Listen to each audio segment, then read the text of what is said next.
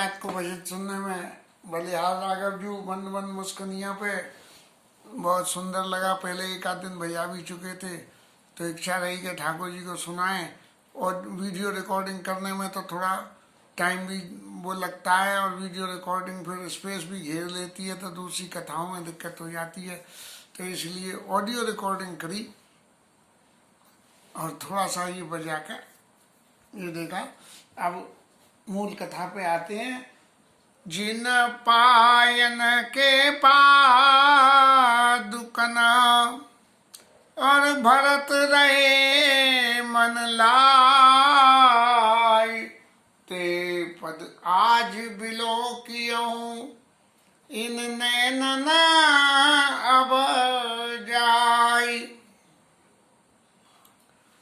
विभीषण महाराज मन में मनोरथ करते हुए कि भगवान के दर्शन, आज भगवान के चरण दर्शन मेरे को हो जाएंगे ऐसा समझते हुए, और समुद्र के किनारे पे अपने आए हैं।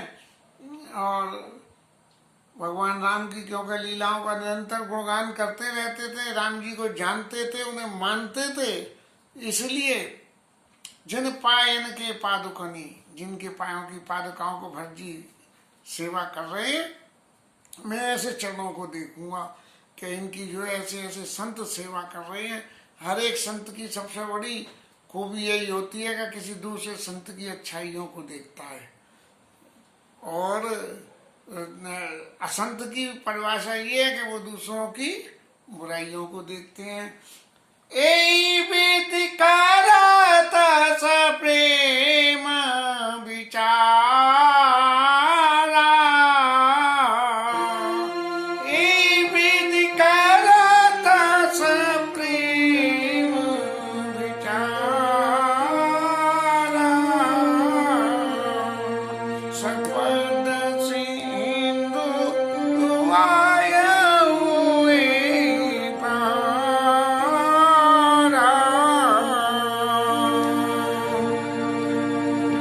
ऐसे मगन मन से भगवान के स्वरूप रूप गुण और उनके बारे में विचार करते हुए लंका से विभीषण महाराज सपद सिंधु आए हुए पारा, और जो है सिंधु के इस पार समुद्र को लांग के, क्योंकि लंका तो उधर थी, अभी तो भगवान ने पुल बांधा नहीं है, तो लंका तो उधर थी और विभीषण उधर थे। उधर से समुद्र के ऊपर से हवा मार्ग से चल के और आए हैं।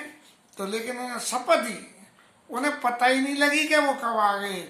जब मन में बहुत उत्कंठा होती है किसी चीज को पाने के लिए, तो समय जाते देर नहीं लगती है, और अति से उत्कंठा हो तो एक पल भी एक कल्प के बराबर लगने लगता है।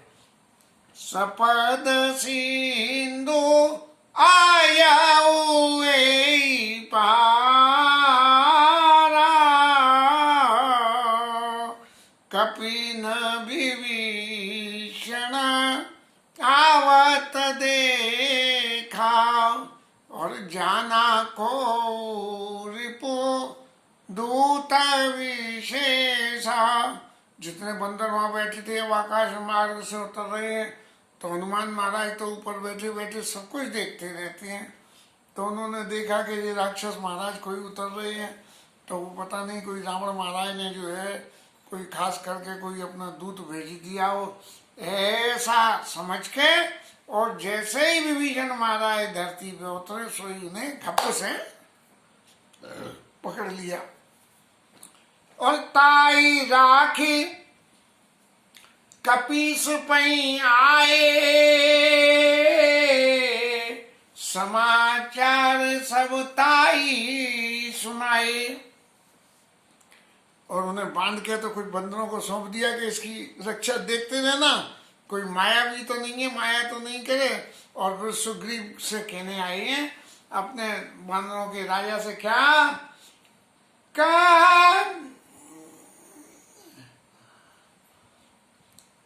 सुग्रीवा सुनो रघुराई, और आवा मिलन दसानन भाई। जब सुग्रीव महाराज से आके कही कि ऐसे ऐसे कोई राक्षस आया है मिलने, तो सुग्रीव महाराज राम जी के पास गए और जाके उन्होंने कहा कि प्रभु, धरण का भाई आपसे मिलने आया है।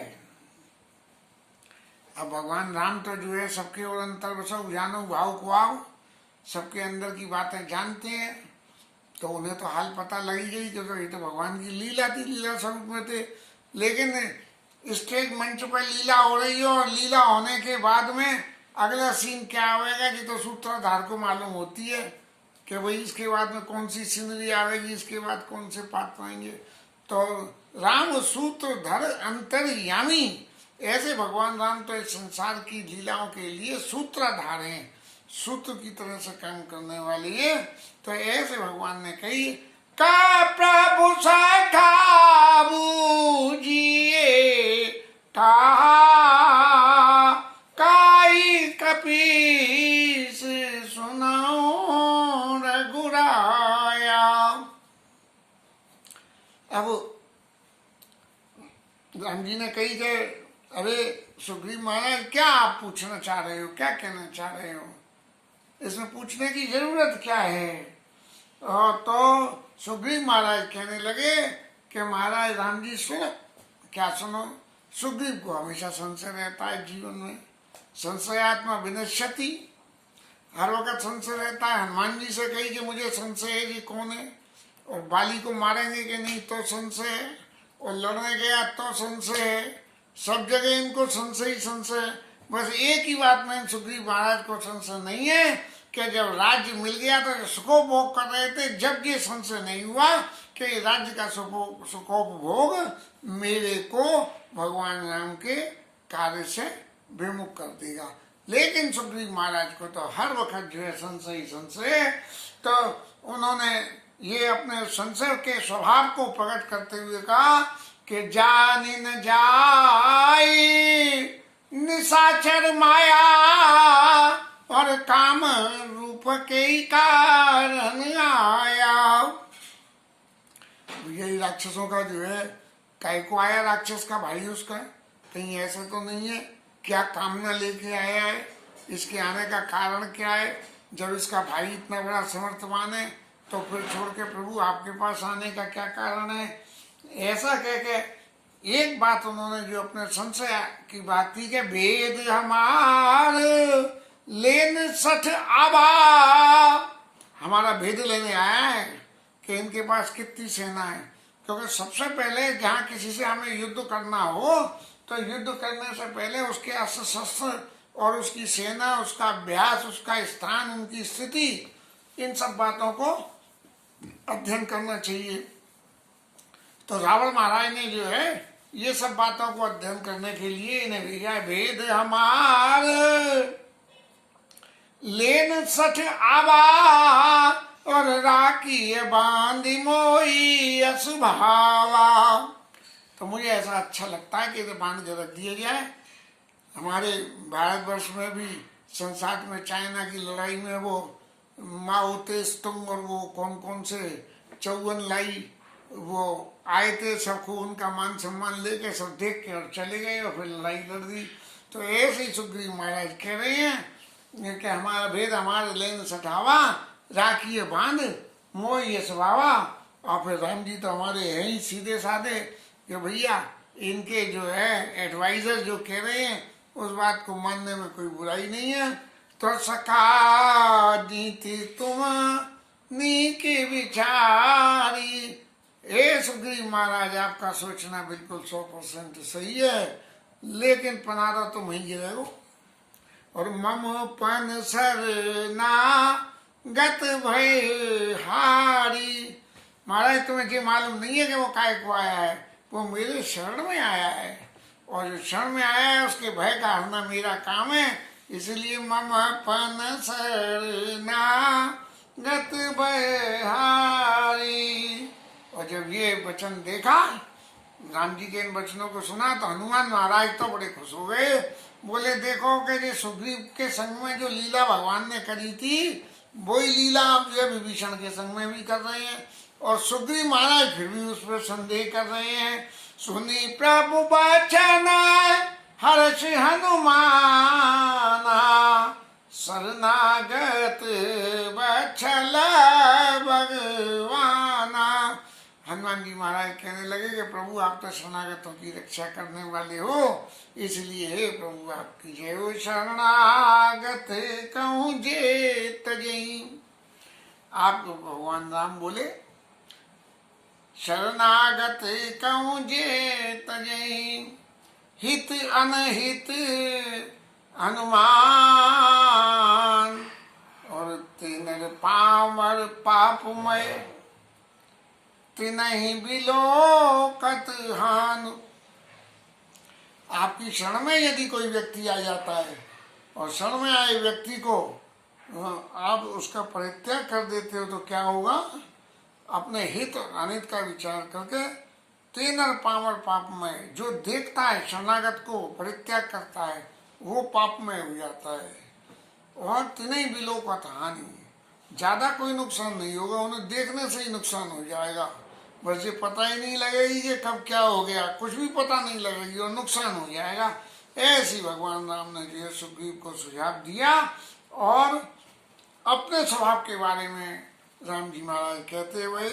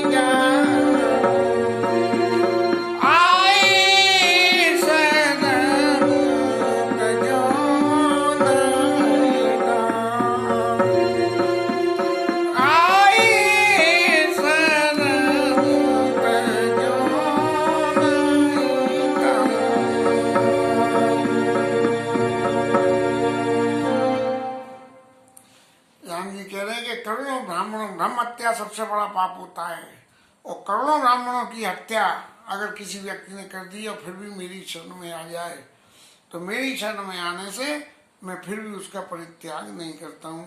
तय सन्मुख होई जीव मोई जवई, मेरे सन्मुख तो तभी होता है और जन्म कोटि अग नासई तो वही, पहले ही जो है करोड़ों जन्म के उसके पाप नाश हो जाते हैं।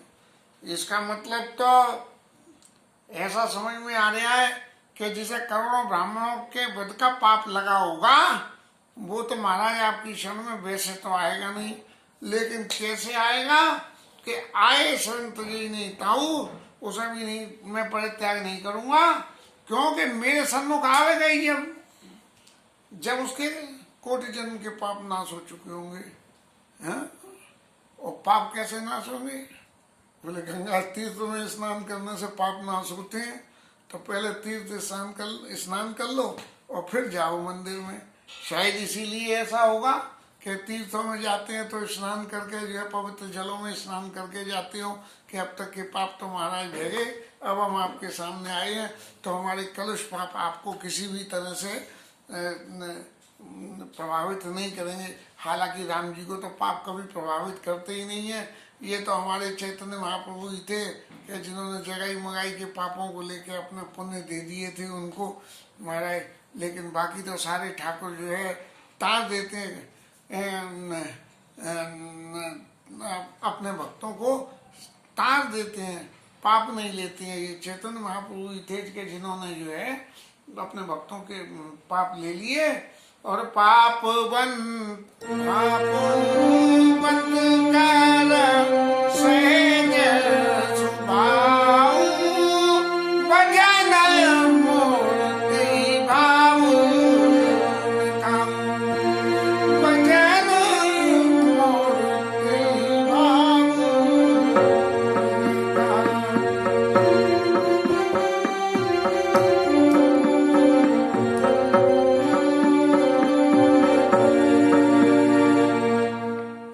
मेरा भजन जो है पापी व्यक्ति को अच्छा नहीं लगता, ये उसका सहजी स्वभाव होता है। उसको इसके लिए कोई प्रयास नहीं करना पड़ता है। भूख लगती है तो अपने आप ही खाना खाने के लिए मन करने लगता है, और जो सामने दिखते हैं तो हम खाने लगते हैं। ऐसे ही जो पे दुष्ट दया सोई होई, यदि उसके हृदय में जरा भी दुष्टता होती तो मोरे सन्मुख आव की सोई, तो वो मेरे सामने आता कैसे, आने की हिम्मत ही नहीं कर सकता है। ये प्रत्यक्ष जगत की बात है। कुछ एक एक्सेप्शनों को छोड़ के जीवन में जो सदाचारी पुरुष होते हैं, सदाचारी पुरुष के पास में कोई दुराचारी व्यक्ति जाने में ही संकोच करता है। लोग वह कहते हैं कि उनके सामने जाने में मुझे बड़ा संकोच लगता है, मैं नहीं जा सकता हूँ, तुम मेरी बात उनसे कह देना। लेकिन वो कैसे जा पाता है, ये भी एक रहस्य की बात है कि सदाचारी स्वरूप के दर्शन कराते हुए जा सकता है, वैसे नहीं जा सकता है। तो मोरे सन्मुख आव की सोई, निर्मल जन मन सो मोहि पावा, और मोहि कपट छल छिद्र न भावा। मेरे को कपट बिल्कुल अच्छा नहीं लगता है, और जो निर्मल मन वाला व्यक्ति होता है वो मेरे पास आता है। भेद लेन पटवा दस सीसा, अगर रावण ने भेद लेने भेजा है तो अभी ये सुग्रीव महाराज इसमें कोई भेद नहीं है, क्योंकि हमारे पास कोई भेद नाम की चीज ही नहीं है। हम तो सर्वज्ञ, सिर्फ अपनी सीता जी को लेने आए हैं और उससे कहने आए हैं कि तू हमारी शरण में आ जा तो तेरा भी उद्धार कर देंगे, तेरा ही हित करने हम आए हैं, और तो हमारे इसलिए हमारे यहाँ भेद की तो कोई बात ही नहीं है। जग बहु सखा निशाचर जेते, जितने राक्षस हैं उनको लक्ष्मण जी एक निमिष में सबरों को मार सकते हैं, लेकिन मार नहीं रहे हैं। तो बोले प्रभु ऐसा क्यों नहीं कर रहे हो, अगर ऐसी बात है तो ये इतने बंदर भालुओं को लेके इतनी लीला क्यों कर रहे हो। तो गोस्वामी जी ने आगे लिखा है, सोई जस गाय भगत भव तनई, कृपा सिंधु जन हित तन धरई। ठाकुर जी इस लीला को इसलिए कर रहे हैं कि उनके इस यश को गागा के लोग आगे संसार सागर से तर जाएंगे। जो सबीत आबासर नाई, और रखियों ताही प्राण की नाई। जैसे व्यक्ति अपने प्राणों की रक्षा करता है हर संभव प्रयास से, ऐसे ही यदि सभी तो के रावण के भय से डर के और फिर मेरे पास आया है तो मैं उसके प्राणों के समान रखूंगा। तो विभीषण पाछे मेला और सन्मुख राम सहेव सोई शैला। रावण ने जो है विभीषण के ऊपर में ये शक्ति चलाई थी, और इस बात के लिए शक्ति चलाई थी कि ये मेरा भेद जानता है, इसलिए जे के नाविकुंड पीयूष बस याके नाथ जियत रावण में ताके, तो इस भेद को इन्हें बता नहीं दे, इसलिए पहले इसे विभीषण को ही समाप्त कर दो। तो उन्होंने शक्ति चलाई तो भगवान राम ने तुरंत उसको पीछे करके सन्मुख राम सहीव सोई शैला उस को अपने ऊपर ले लिया था। तो ये भगवान जो कह रहे हैं, जो सभी आवास नाई रखी उताई प्राण की नाई, वह बात ते आनो हंस कह कृपान के, जय कपाल कई कपि चले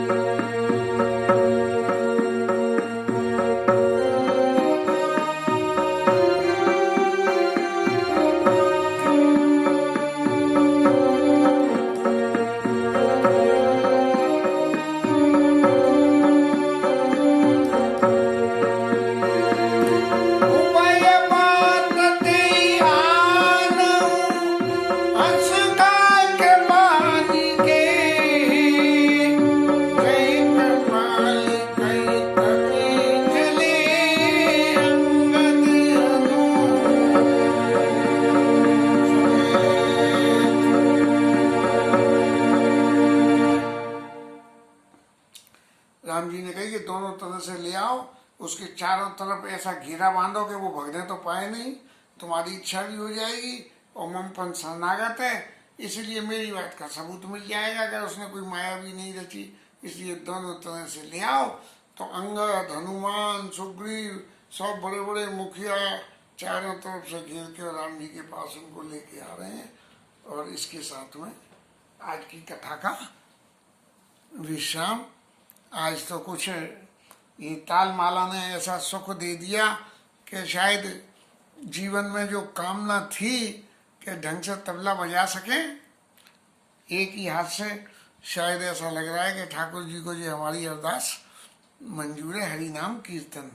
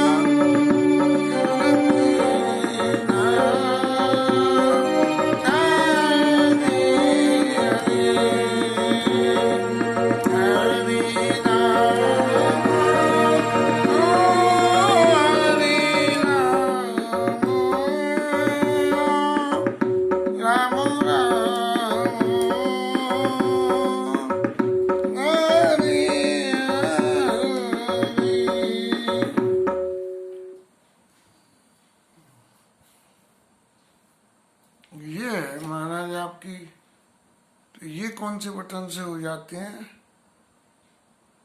हाँ?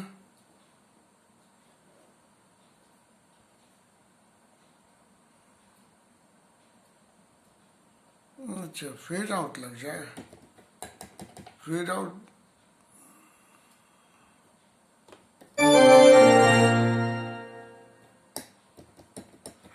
ओह, इसका मतलब ये है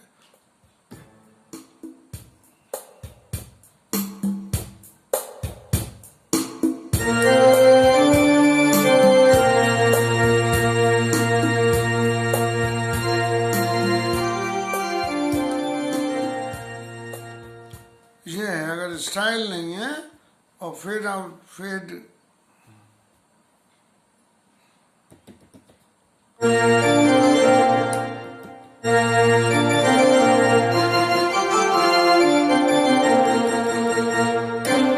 एक और पता लगा महाराज आज। श्री राजा रामचंद्र भगवान की जय, पवन सुत हनुमान की जय, उमापति महादेव की जय, शिवराज धरण की जय, जय जय श्री राधे।